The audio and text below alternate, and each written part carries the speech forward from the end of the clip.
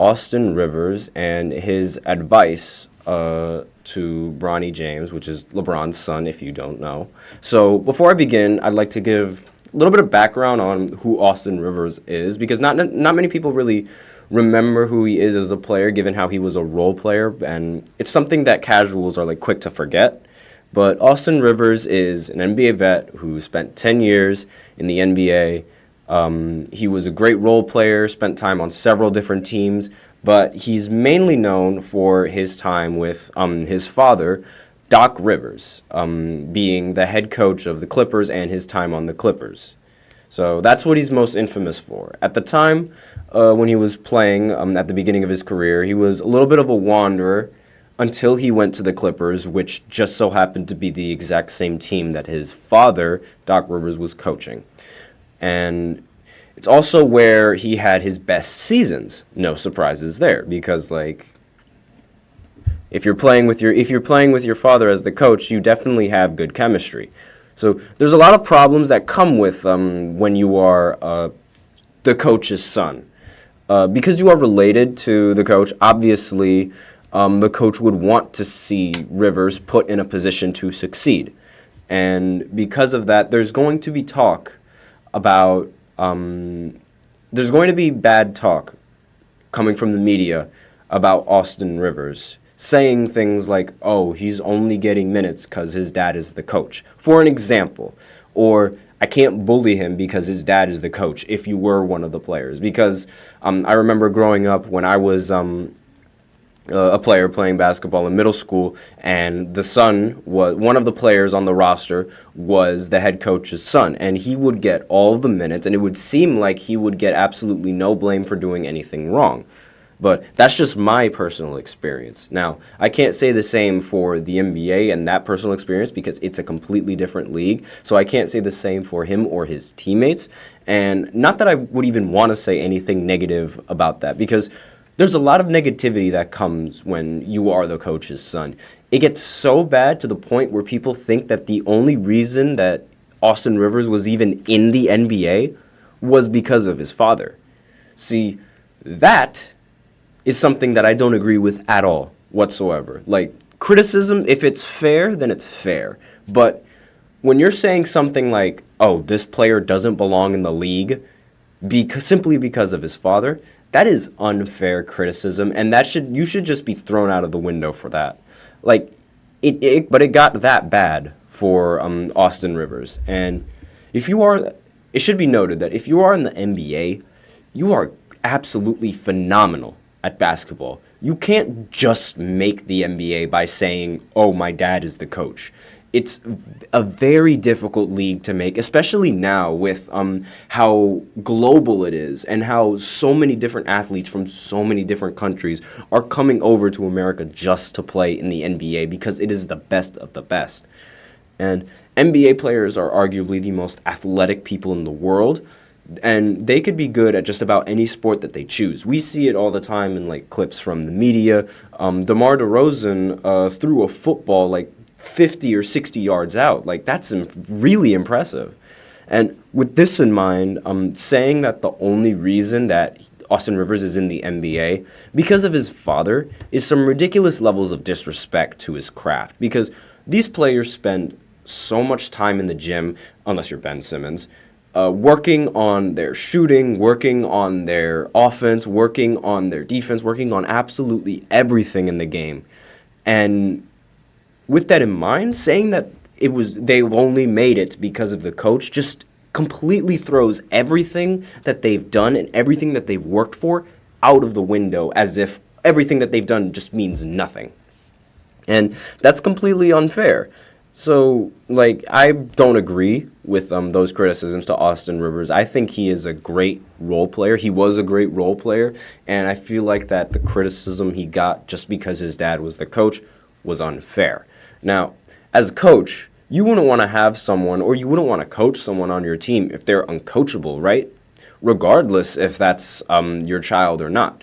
So, with this background in mind with Austin Rivers and with Doc Rivers, Austin is worried that Bronny is going to have to go through the same kind of scrutiny that he had to go through growing up in this league. He said, the quote was, "I don't want to see Bronny play with LeBron." He says more things. "I went through something similar. Bronny's success isn't a top-tier level. I don't want that negativity to come his way," end quote. So obviously, like, there was some more ranting in between that, but I couldn't fit the whole quote in just one line and in just one segment. So to basically understand what he's trying to say is that right now, Bronny hasn't been putting up exactly like the great numbers that like is expected of him coming towards the playoffs. Like, not towards the playoffs, but in college, like, he's not putting up the numbers coming towards, like, approaching the NCAA tournament. He's not putting up the good numbers that you'd expect him to put up for being LeBron James' son. It's not number one pick worthy yet. It's not like number one pick in the draft yet, like his father. But his defense, on the other hand, like, I don't want to talk completely bad about LeBron James' son, but his defense is some of the best I've seen in college. And not to mention, he's also very athletic, and coming off of cardiac arrest, I'm not entirely sure if it's really fair to criticize him in his game as of right now, because like I mentioned earlier, coming off of cardiac arrest is not something easy to do, especially in basketball. And especially with all the media coverage being on him, since he is LeBron James' son. And it's not fair to criticize him because of that whatsoever, in my personal opinion. If he does go number one overall, as of right now, it'll be because the teams want LeBron on the team. As of right now, obviously, he still has so much more time to develop. It has so much more time to get better. But as of right now, that's the general opinion with Bronny James. If he gets drafted number one, it's because teams want LeBron on their team, and which is totally fair. So I understand where this is coming from, not wanting like the criticism from Austin Reeves. I understand where Austin Reeves is coming from, not wanting for him to deal with all of this stress and all of this pressure, especially with his name and how famous his father is. But here's the thing. Here's the difference that I think is very apparent. LeBron James is no stranger to these type of expectations. LeBron had to go through these exact same stipulations as a rookie, if not maybe even worse. Since he was 18, LeBron was expected to be the greatest player coming out of high school and the greatest player, period, since Michael Jordan. Not only has LeBron overachieved on this, but he also did it without having a single problem with anybody. There was not a single scandal around his name. The only bad thing that was allegedly happening was him taking steroids. And even then, that was allegedly. So with that in mind, and how LeBron has never gotten in trouble or in big trouble in the league, I feel like he is definitely the best equipped to teach his son to handle all of this pressure. Because, again, LeBron never cheated, he never cracked under any type of pressure from the media, and nobody expected him to end his career as the NBA's leading scorer. It was completely unexpected. And having someone like this as your father to prepare you for the NBA when the media eventually treats him exactly the same is the best kind of resource you could possibly get. The best kind of resource you can get. I don't think there is a teenager better equipped to deal with the media than LeBron James Jr. Because no other teenager other than LeBron James Jr.'s father has had to live up to these type of expectations. There's from recent memory, other than Victor Wembanyama, who is now recently taking the league by storm and expected to be this ridiculous player in the future. But other than that, it was LeBron. And the expectations surrounding him were ridiculous. I can go on and on about these expectations, but I'm not going to dwindle on it too much because we'd have a whole other 20 minutes of talking. And even then, back to what I was saying about Bronny James, it would be much easier for Bronny to adjust with LeBron as his father. I expect him to be a valuable asset to teams, but I'm not sure if he will exactly be as good as his father or better than his father.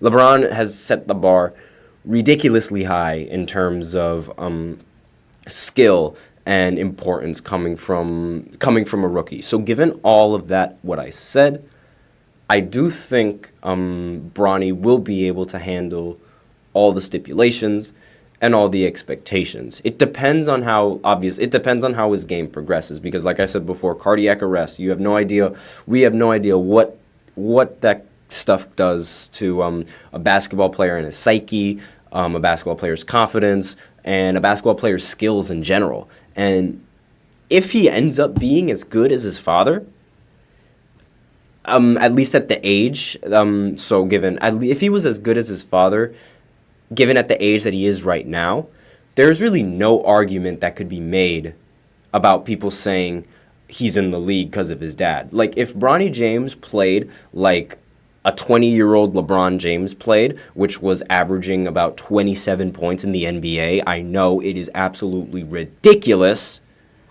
then I don't think Bronny James has anything to worry about in terms of the criticisms from the media and whatnot. Because if he is performing and he's showing everyone that he is able to perform and that he can perform, what can the media say? They can't say anything about the fact that they can't blame it on the fact that it's LeBron James's child. Because if LeBron James's child can ball, then he can ball. Role players, they could say that for Austin Rivers, because Austin Rivers was sort of like a role player on a loaded Clipper squad at the time. Like, not to completely bash down role players, I think role players are one of the most underrated and the most important pieces to a championship-winning roster. Role players always get the most hate from fans, as if they as in the fans, can do any better than what the other players are doing on the court. And I just have to disagree with that, because Brian Scalabrine, this quote will be remembered in my head till the dawn of time. Brian Scalabrine said, "I am closer to LeBron than you are to me." I'm going to repeat that. I am closer to LeBron than you are to me. Not many casuals are going to remember Brian Scalabrine, so I'll just say he was another bench player who doesn't have good stats for his career. He won a championship in 2008 with the Boston Celtics, coached by Doc Rivers, by the way, and he was one of the worst players on the roster. No disrespect whatsoever, but judging off of the numbers, he didn't get much playing time. He was one of the worst. So with that in mind, someone who rides the bench in the NBA is that confident in saying that he is closer to LeBron than we, us casuals, are to him. And we fans insult players like that as if we can do better. And if any of us were in the NBA, we wouldn't score a single point unless it's off of pity. Everyone that says that they could score in the NBA is lying to themselves.